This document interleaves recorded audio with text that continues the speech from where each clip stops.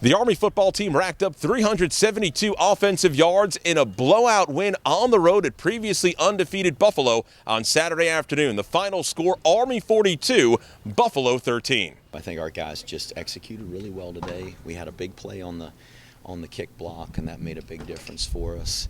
And we just were able to sustain some drives most of the day. And in the end, that's really what we want to do, is try to keep it away from the other team. We had attack, and we know that they have an explosive offense, so we just want to stay on the field as long as possible.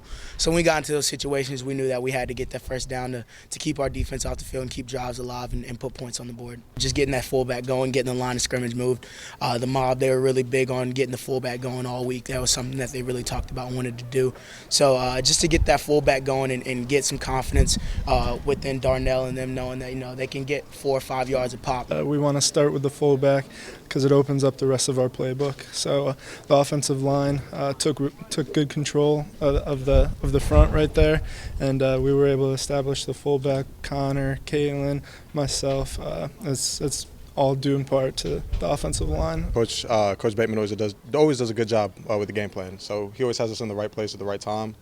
The guys in the secondary, the guys in the front, the guys in the middle, everybody did a great job of executing their assignments. And, in the secondary, Mike, Vari, James, and Jalen, they just did a great job of, making plays on the ball. We knew that they had a good, tall quarterback who had an arm who could go downfield. So just to try and limit them as much as possible going down the field with big plays, because they really opened up early on against a lot of teams.